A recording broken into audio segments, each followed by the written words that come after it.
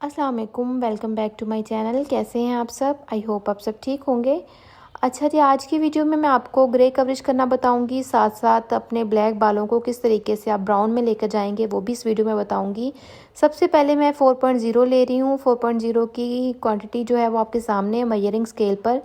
हमने जो है 4.0 इसलिए लिया है क्योंकि इनके 80 to 90% जो थे वो ग्रे हेयर्स थे और बालों का जो लेवल था वो भी 4 लेवल के ही बाल थे।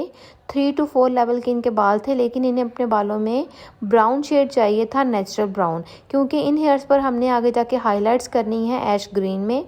तो इन्हें अपनी बेस जो है थोड़ी सी लाइट चाहिए थी। ऑलरेडी ये कलर करती हैं, कलर ये 3.0 का अप्लाई करती हैं अपनी ग्रे कवरेज के लिए, लेकिन अब इन्हें अपने बालों में ब्राउन टोन चाहिए थी और साथ साथ उसके हाइलाइट्स भी थे। तो मैंने 4.0 की एक ट्यूब ली है, कंप्लीट ट्यूब में ली है मैंने 4.0 की, और साथ साथ मैंने उसके 7.0 की भी फुल ट्यूब ही ली है। अभी आगे जाके आप वीडियो में देखेंगे। पहले मैं कलर की मिक्सिंग कर लूँगी, उसके बाद फिर मैं इसमें 7.0 की फुल ट्यूब ऐड कर दूँगी। ठीक है, इक्वल रेशो में आपने लेना है 4.0 और 7.0। तकरीबन दोनों कलर को जब मैंने मिक्स किया तो इनकी 100% ग्रे कवरेज भी हो गई, बालों में एक ब्राउन शेड भी आ गया। इन्हें बहुत ज़्यादा ऑब्वियस कलर नहीं चाहिए था, बस बालों में एक टिंच चाहिए था ब्राउन कलर में, क्योंकि पहले इनके हेयर जो थे वो 3 लेवल के थे।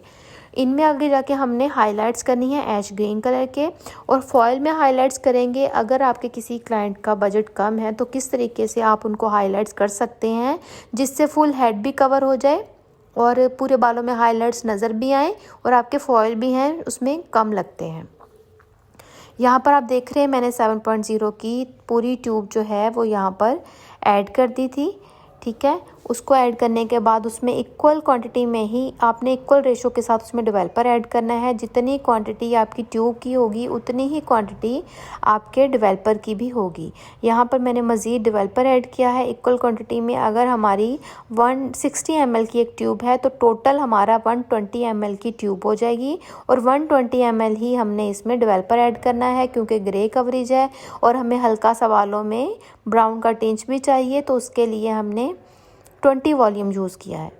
अगर हमें बहुत ज़्यादा लाइटर टोन की तरफ जाना होता है तो हम 30 to 40 वॉल्यूम की तरफ जाते हैं, लेकिन रूट्स में हम हमेशा 20 वॉल्यूम ही यूज़ करते हैं। और ग्रे कवरेज हो तो फिर 20 वॉल्यूम से ही ग्रे कवरेज होती है, 30 या 40 वॉल्यूम से ग्रे कवरेज पॉसिबल नहीं होती। तो फ्रंट से एप्लीकेशन इसलिए कर रहे हैं क्योंकि हमें ग्रे कवरेज करनी है। फ्रंट पर ग्रे हेयर जो हैं वो ज़्यादा टाइम लेते हैं, तो फ्रंट पर एप्लीकेशन करने के बाद फिर हम बैक की तरफ जाएंगे। इस तरीके से हम तमाम बालों में एप्लीकेशन कर लेंगे और साथ साथ ब्लेंड भी करेंगे ताकि बालों में कोई पैच ना आए। अगर आपके क्वेश्चन थे बहुत सारे कि हमारे बाल जो हैं वो 6.0 से 7.0 से ग्रे कवरेज नहीं होती, तो देखें हर एक बालों का अपना टेक्सचर होता है। बालों के टेक्सचर के अकॉर्डिंग ही हम कलर अप्लाई करते हैं। इनके हेयर्स जो थे, अब यहाँ पर थिक हेयर्स थे, हम डायरेक्ट जो है यहाँ पर 6.0 भी अप्लाई कर सकते थे जिससे इनकी ग्रे कवरेज हो जाती, लेकिन बालों का टेक्सचर जो था वो काफ़ी थिक था, जो सफ़ेद बाल था काफ़ी मोटा बाल था, जिसकी वजह से हमें 4.0 जो है वो ऐड करना पड़ा, अदरवाइज़ इनकी ग्रे कवरेज ना हो पाती। जिनका फाइन हेयर होता है, बहुत ही बारीक बाल होता है, वो ग्रे कवरेज के लिए 6.0, 6.00, 7.00 भी यूज़ करेंगे तो पॉसिबल है कि उनकी ग्रे कवरेज हो जाए। लेकिन अगर बाल आपका मोटा है, थिक बाल है, तो ग्रे कवरेज थोड़ा सा मुश्किल हो जाती है। उसके लिए आपको 5.0 या 4.0 ही यूज़ करना पड़ता है। यहाँ पर हमने हेयर्स को वॉश करवा दिया था। वॉशिंग के बाद इनको ड्राई कर रहे हैं। आप बालों में हल्का सा ब्राउन का टिंच देख रहे हैं, एग्जैक्ट है, इन्हें यही शेड चाहिए था।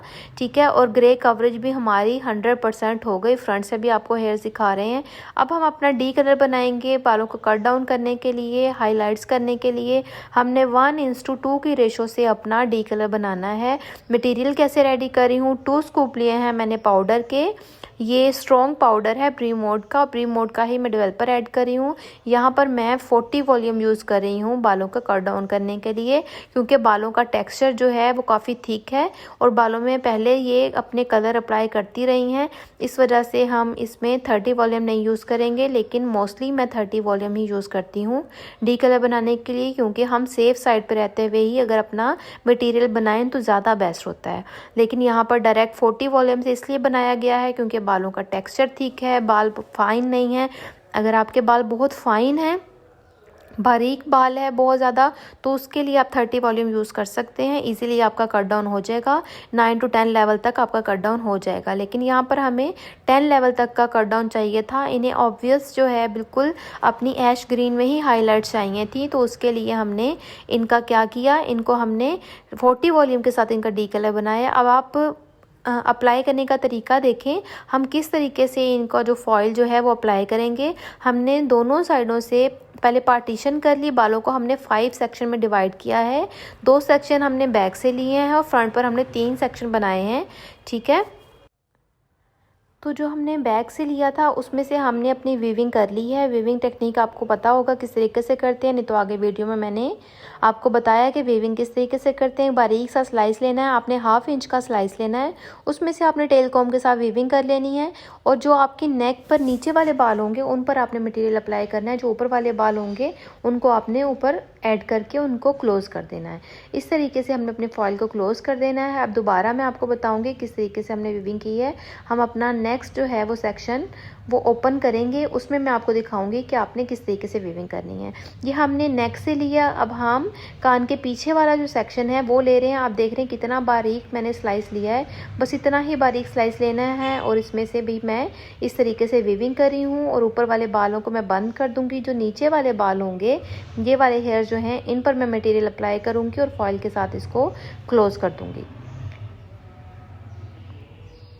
इस तरीके से आपने देखना, क्योंकि हमने जो बीच वाले बाल हैं उनमें अपना मटेरियल अप्लाई नहीं करना, क्योंकि कम बजट में रहते हुए आप इस तरीके से जो है अपनी हाइलाइट्स जो हैं वो करवा सकते हैं। यहाँ पर हमने अपने कान के पीछे, और इससे ये है कि अगर आप चाह रहे हैं कि आपके तमाम बाल जो हैं वो केमिकल ट्रीटेड ना हों और बालों में बचत भी हो जाए, तो ये बहुत अच्छा वे है जिसके साथ आप अपने हेयर्स में हाइलाइट्स करवा सकते हैं। या आप बन बनाएंगे, पोनी टेल बनाएंगे, जिस तरीके से भी अपने हेयर्स को बनाएंगे, तमाम बालों में ये आपके शो होगा।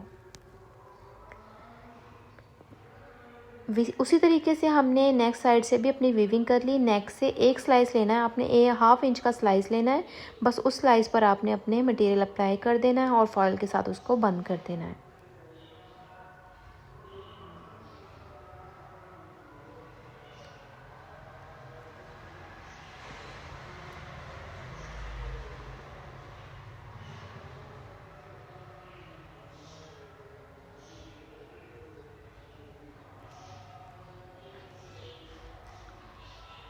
इसी तरीके से हमने नेक साइड से भी अपने कान के पीछे से जो बाल हैं उसमें लिए, उसमें मैं आपको वीविंग करके बता रही हूँ। इस तरीके से आपने वीविंग कर लेनी है।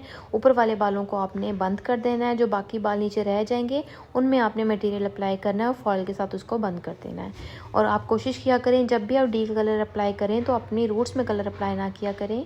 रूट्स में आप कोई भी कलर, सॉरी कह रही हूँ, डी कलर का मटेरियल जो है, कट डाउन का मटेरियल, या आप अपनी रूट्स में अप्लाई ना किया करें, अवॉइड किया करें इसको रूट्स में अप्लाई करने से। और ग्लव्स ज़रूर पहन लें। मुझे ग्लव्स के साथ काम करना कंफर्टेबल नहीं होता, इसलिए मैं ग्लव्स के बगैर ही काम करती हूँ। आई नो ये बिल्कुल भी सेफ़ नहीं है, तो ये रिस्की काम होता है बहुत ज़्यादा। इस तरीके से आपने, अब देख रहे हैं, अब हम ना अपने सेंटर क्राउन एरिया पे चले गए हैं। यहाँ पर हमने क्राउन एरिया से जो है ना, अपने जैसे हम बैककॉम के लिए बाल उठाते हैं ना, उतने ही हमने बाल उठाने हैं। और इस तरीके से 1/2 इंच का स्लाइस लेके अब आपने उसमें वीविंग करनी है। वीविंग मैं थोड़ी सी मोटी कर रही हूँ यहाँ पर। और वीविंग करने के बाद मटेरियल अप्लाई करके उसको फॉइल लगाकर तो उसको हमने बंद कर देना। फॉइल हमारे पास रीयूज़ यूज़ थे पहले से, इसलिए फ़ॉइल थोड़ा हमारे थोड़े नाजुक हो रहे थे, जिस वजह से हमने इन्हें क्लोज़ करने में थोड़ा एफ़र्ट भी लग रही थी। और इसलिए हमने मटेरियल जो है वो पहले अप्लाई कर रहे थे फॉइल में, इन्हें बाद में बंद कर रहे थे। अगर आप लोगों को भी फॉइल के साथ बंद करने में मुश्किल होती है तो पहले आप हल्का सा मटेरियल अप्लाई कर लिया करें, उसके बाद नीचे फॉइल रख के फिर उसके बाद उसको क्लोज़ कर दिया करें। इस तरीके से मैंने पूरे क्राउन एरिया में से वीविंग कर ली। वीविंग करने के बाद तमाम बालों में मैंने फॉइल लगा दिए।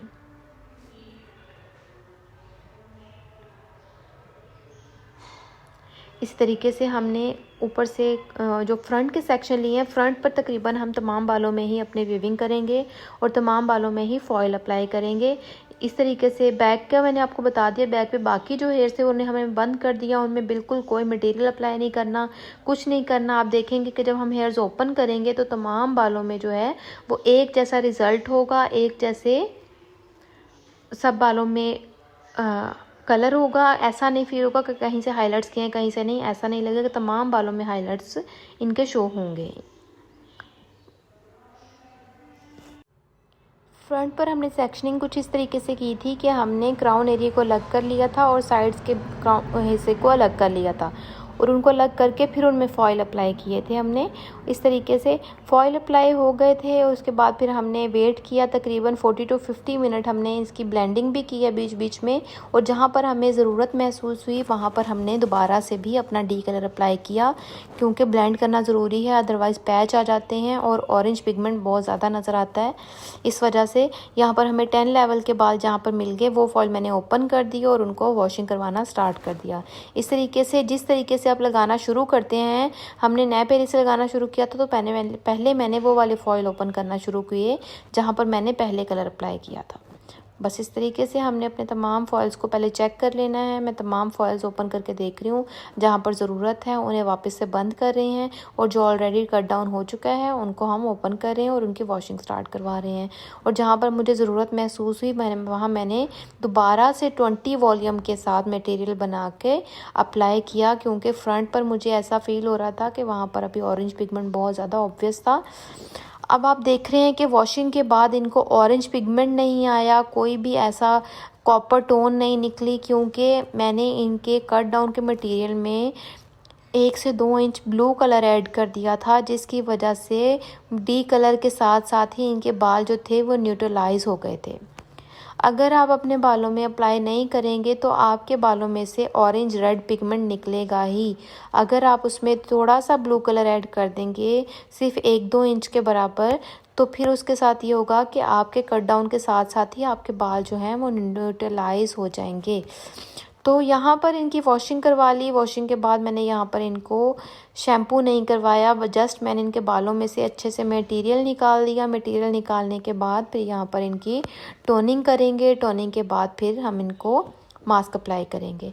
टोनिंग में 9.1 से कर रही हूँ, यहाँ पर 9.1 यूज़ कर रहे हैं हम टोनिंग के लिए। मटेरियल आपके सामने बनाऊंगी कि कितनी क्वांटिटी में हमने 9.1 लिया, और इसके साथ मैंने डेवलपर कौन सा ऐड किया। और हमें चाहिए था, अगर हमें ऐश गोल्ड चाहिए होता हम 9.1 के साथ ही मटेरियल बनाते, लेकिन इन्हें ऐश ग्रीन चाहिए था, तो ऐश ग्रीन शेड कोई भी नहीं आता, हमें ख़ुद से बनाना पड़ता है। तो इसमें मैंने इतनी सी क्वांटिटी में तकरीबन 2 इंच के बराबर, क्योंकि इन्हें ग्रीन शेड ज़्यादा ऑब्वियस चाहिए था, तो मैंने 2 इंच के बराबर इसमें ग्रीन शेड ऐड किया है। ग्रीन का पिगमेंट ऐड करने के बाद फिर मैंने इसमें 20 वॉल्यूम ही ऐड किया है, क्योंकि अगर थोड़ा सा मुझे लगा कि थोड़ा सा इन्हें मज़ीद ऑब्वियस चाहिए तो हम 20 वॉल्यूम ऐड करेंगे, और वेट हेयर्स थे इस वजह से मैंने 20 वॉल्यूम ही यूज़ किया। अगर ड्राई हेयर्स होते तो 10 वॉल्यूम के साथ भी तमाम मटेरियल अप्लाई किया जा सकता है। यहाँ पर 20 वॉल्यूम के साथ मैंने इनके गीले बालों में मटेरियल अप्लाई कर दिया। मटेरियल अप्लाई करने के बाद फिर मैं इसकी बहुत अच्छे से ब्लेंडिंग करूँगी। शैम्पू यूनिट पे ही अगर मटेरियल अप्लाई कर दें तो वो ज़्यादा कन्वीनियंट होता है, ब्लेंड करना आसान होता है, और उससे ये होता है कि अच्छे तरीके से आपके तमाम बालों में जो है वो मटेरियल लग जाता है। लेकिन शैम्पू यूनिट पे आपने ख्याल करना है कि आपने अपनी रूट्स के पास सब तमाम बालों में मेक श्योर करना है कि आपके तमाम बालों में जो है वो मटेरियल अप्लाई हो गया है। टोनिंग करते हुए आपने इस बात का ख्याल रखना है कि मटेरियल अच्छे तरीके से आपके तमाम बालों में अप्लाई होना चाहिए। यहाँ पर आपने कंजूसी बिल्कुल नहीं करनी, आपने बहुत अच्छे से मटेरियल को तमाम बालों में अप्लाई करना है। अगर आपको ऐसा लगे कि आपको मटेरियल और बनाने की ज़रूरत है तो आप दोबारा से अपना मटेरियल बना लें। मैंने यहाँ पर अगेन मटेरियल बनाया था, क्योंकि मुझे लेंथ में जो है वो मटेरियल लगाने की ज़रूरत थी, तो इस वजह से मैंने तमाम बालों को ब्लेंड करते हुए पहले नीचे की तरफ ले आई, और उसके बाद फिर मैंने यहाँ पर मज़ीद मटेरियल अप्लाई करके उनकी ब्लेंडिंग की। आप देख रहे हैं, देखते ही देखते जो है बालों में से तमाम पिगमेंट जो है वो गायब हो गए थे। ऑरेंज पिगमेंट, तमाम पिगमेंट, और ऐश ग्रीन शेड, हमें बहुत खूबसूरत ऐश ग्रीन शेड यहाँ पर मिल गया था। और बालों की आप देख रहे हैं कि किस तरीके से मैं ब्लेंडिंग करवा रही हूँ।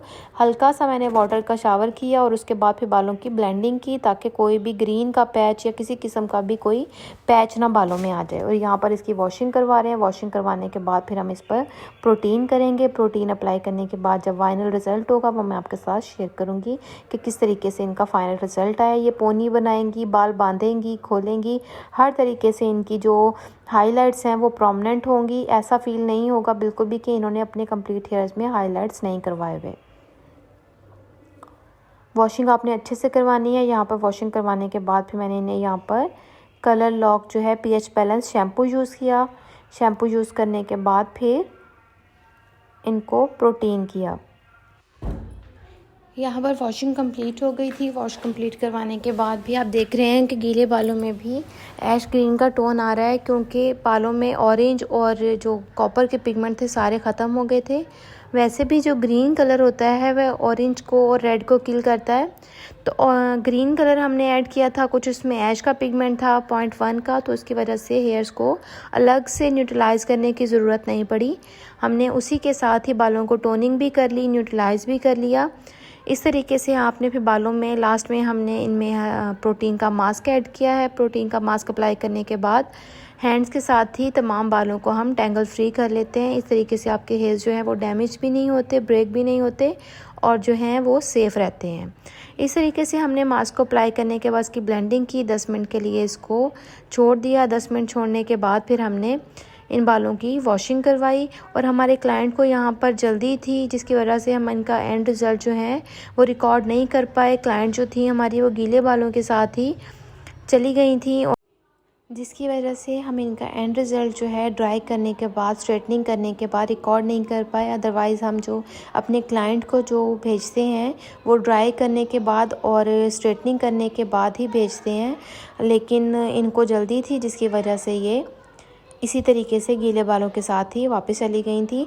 लेकिन यहाँ पर भी आपको रिज़ल्ट जो है वो काफ़ी ऑब्वियस फील हो रहा है कि बालों में कोई भी ऑरेंज और कॉपर का पिगमेंट नहीं है। तो यहाँ पर मेरी क्लाइंट ने जो है अपना छोटा सा एक वीडियो क्लिप शेयर किया था, जिसमें रिज़ल्ट तो काफ़ी ऑब्वियस नहीं है, कैमरे का रिज़ल्ट काफ़ी ख़राब है, लेकिन फिर भी मैं आपके साथ शेयर कर रही हूँ। ये है हमारा फाइनल रिज़ल्ट। ये क्लाइंट ने खुद से ही वीडियो बना के हमें शेयर की थी, जो कि मैं आपको दिखा रही हूँ। तमाम लेंथ में आप देख रहे हैं एक जैसा कलर आया है। और वीडियो अच्छी लगी हो तो, इन्फॉर्मेटिव लगी हो तो चैनल को ज़रूर सब्सक्राइब कर दें, लाइक एंड शेयर भी कर दीजिएगा। Thank you so much for watching. जज़ाकल्लाह।